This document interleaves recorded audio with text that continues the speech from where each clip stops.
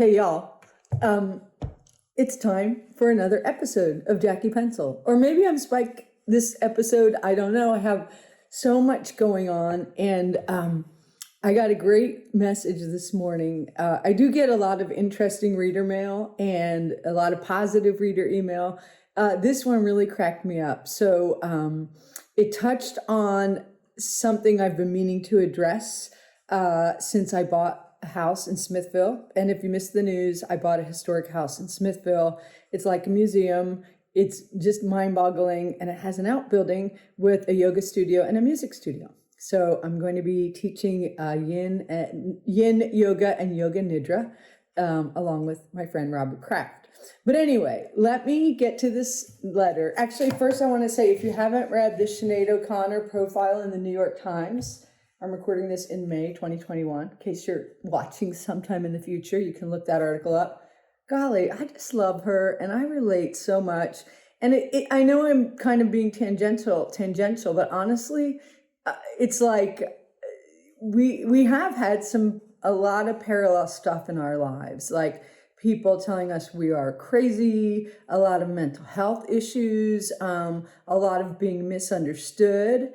And a lot of being trying to survive in a misogynistic society. I'm not saying it only applies to me and Sinead. It applies to like most of us women.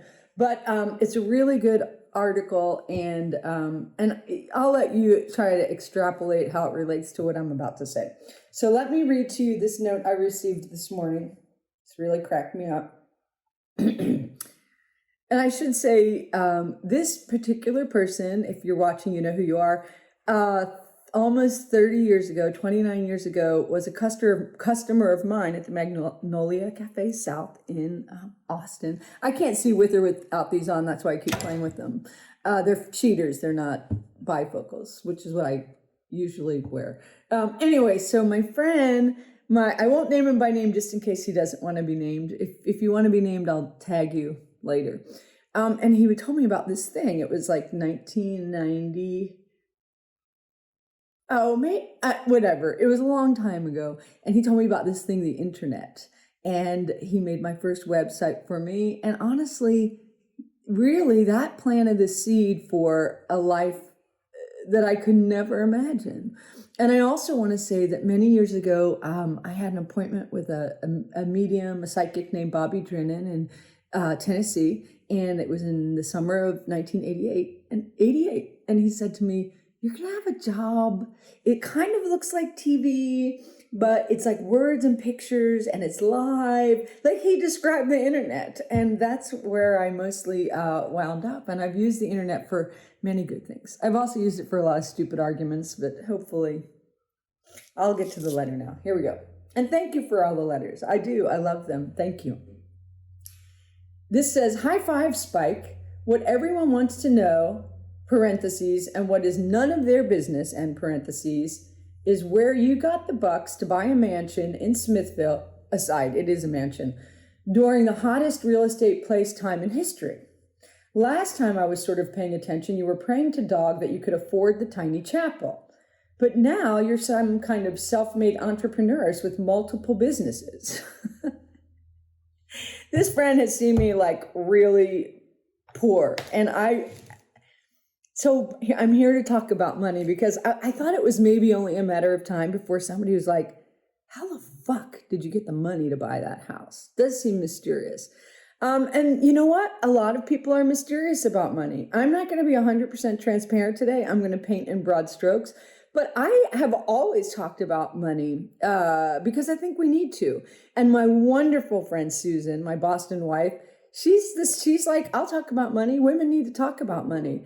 And I think often we don't. So in the interest of not having like a 3-hour episode of this super brief history, I grew up like in abject poverty, free lunch kid. People gave us bags of clothes at church. They were really bad clothes too. I mean, I don't mean just distasteful. I mean, like they'd be missing a piece, like a sleeve, or a leg would be sewn together. You know what? We were fucking poor. And when you're poor, you might not necessarily be aware of like maybe you're aware because other kids have more things or more opportunities. For me, I can just illustrate this perfectly. For a long time when Henry was little and going on school trips, I liked to slide the teacher like, I don't know, $20 and just say, if anybody wants to get a little souvenir in the shop and they don't have money, just get them something. And I'm not saying this so you'll be like, oh, what a saint. What I mean is I can remember going to the Franklin Institute and all I wanted in the gift shop, I'm thinking of Banksy, is one of those pencils with little stones in one half of it. You know what I'm talking about? It's probably 50 cents and I couldn't get it. And I want to really emphasize, I'm not talking about this like, let's show kids we have to buy stuff or whatever. I'm just saying when you're a little kid and you live in the world that we live in, yeah, you're going to want some stuff. And so I hope I never forget where I came from. I don't think I will. But I grew up very poor. And then that was just how I understood to be. So I'm not blaming, by the way, but I didn't have financial skills. And another reason I didn't have financial skills is, hey, I'm a girl, math is hard, which isn't true. But in the family I grew up in, so before my dad would bring what was left of his truck driver paycheck, home for the other things, he would go to the Italian market and buy a bunch of fresh food and flowers for my mom, and he would buy us 1045s. And even though my dad was a complete maniac, monster, asshole, mentally ill person, whatever you want to call him, that was a really nice thing he did. It's what hooked me on music for sure. And also, like, I would notice when I would get a freelance check when Henry was little, like I might have no money. And the question would be like, should I get us food today or electricity or beer for me? Because I'm an alcoholic and I need it. And so, I've just derailed myself. I was saying something about when Henry was little. It'll come back to me because I just go off on tangents. Anyway, I grew up poor. I raised him, financially poor, right? We didn't have child support. And after I graduated from college, I was like, okay, well, now I go wait on tables. I mean, I did have some real world experience. I worked for a magazine company, but I didn't feel like I fit in. And somewhere along the way, like the narrative I tell myself now is money is not important to me. I don't care. That makes me think of a quote from Elvis Costello. I love Elvis Costello. And the quote is this, wasn't it a millionaire who said, imagine no possessions? So every time I roll into the ranch here, which by the way, I'm keeping the ranch. I think that's what's blowing everybody away. How can you have the ranch and the mansion? Like, what's going on? Are you a MILF hooker? How else could you be making that kind of money? Nope, I'm not a MILF hooker. Oh man, I'm just so tangenty. So anyway, let me just cut to the chase and say how I bought this house. I don't want to use the word accidental, but I've been a serial entrepreneur forever. And I made some good deals. In 2005, my friend Andy, hi Pants, said to me, do you want to buy a house? He was a brand new real estate agent. What year did I say that was? 2005. I was pretty fresh off of a bankruptcy that I had filed because of a medical situation. Like I could choose between paying COBRA payments because I worried that the cancer would come back, or I could pay my credit card bills. And my friend, a bankruptcy attorney, is like, you know what? You need to stay alive for your son. So pay the COBRA payments, fuck the credit card companies and do what you have to do. And that's what I did. And I don't feel guilty about it. I mean, it was really hard for me to get on board with filing that bankruptcy because I'd been taught you have to, cover your obligations. And I did sign all the small print that basically says we're going to fucking ream poor people. I didn't care. I mean, I had to supplement my own income so I could do childcare, so I could go to work. So that's what I did, what I had to do. And I'm sure there are some people who are judgmental. And I invite you to look at your own life more closely and how have you supplemented your life. So anyway, money is a fucked up, crazy thing. I really wish that I could just operate with like rocks and feathers and beads and paintings. Look at my paintings. I'm so happy. And I can't. So I need money. So I make money and I take crazy risks, but they're not really that crazy. When I got this ranch, some friends of mine just surprised the shit out of me. And they're like, we know you want the tiny chapel and need a place to put it. Sell your house. We'll help you out, buy the land. You pay us back. That doesn't happen a lot. Like when I fill out documents and tell people I have a handshake mortgage, they're like, how did that happen? So now suddenly I've gone from being poor to selling my house in Austin, which thanks to gentrification almost doubled in value in 5 years. And then I have my friends helping me out, and now I have what we call leverage. And then we come to the quote by Roseanne Barr, which is, the thing that women often don't realize is nobody hands you power, you have to take it.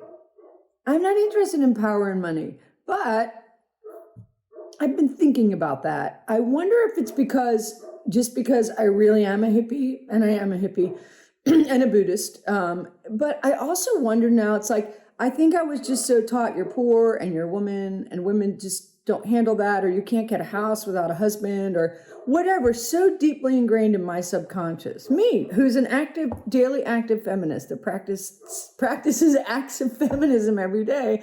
But the conditioning is nuts. It's completely nuts. And so when my friend Andy said, you can get a mortgage, and he made it happen, that gave me a leg up. And when my friends Sean and Jen were like, we're going to help you with the ranch, that gave me a leg up. And then along comes this house that I didn't even know existed. I wasn't looking for a house. I thought it was completely beyond my reach. But the day that I started calling banks looking for a mortgage, I shit you not, I put on my Lord grant me the confidence of a mediocre white man t-shirt. I literally had $100 in the bank that day. I mean, my money flows in and out because of my various businesses, but that particular day I had about 100 in my cash account. And I'm calling these people and I'm just asking them for an ass load of money, like an insane amount of money. But I've got that t-shirt on and I'm feeling like really fucking confident, because at that point, it finally clicked for me. After 57 plus years on the planet, this is all just a fucking game, this money shit. And I thought about what my business partner said to me, which was, I would call every week for weeks when we first did this, and I would cry and I would thank him. And he would be really nice and he would say, look, we grew up in the same situation. You've got a blue collar money mentality. He didn't say that in a judgmental way, but he just explained to me how he had made choices in his life. And I would just cry and cry. And finally he said, you know what? It's okay to thank me and cry every time, but I want to let you know this is a business partnership. I'm partnering with you because I believe in you. And also, if you really want to put your mind at ease, realize that we invested in property on the outskirts of Austin. That's not a very big risk. And so the Smithville house, I just want to talk about two other things real quick here. I realize I have what I'm calling emotional currency. I'm sure I didn't invent that. I just got chocolate on my face. Anyway, emotional currency, like there was so much magic that happened with this deal for real. And one of them is this house, I wasn't in a position to buy this house when I bought it. I will be in a position to buy it in a couple months. So I needed a lot of help. And a lot of people offered to help me short term. I didn't even have to take them up on it, but I asked so I could have a backup plan. That was really, really helpful. I let myself remain completely detached because I have a wonderful ranch. It's not like I need something. I mean, what a bougie challenge to get another house, which makes me, oh gosh, see, I told you I had a lot of thoughts on this. People say, well, you deserve that. And I'm trying to say, well, I deserve it. And I realize I don't like the word deserve.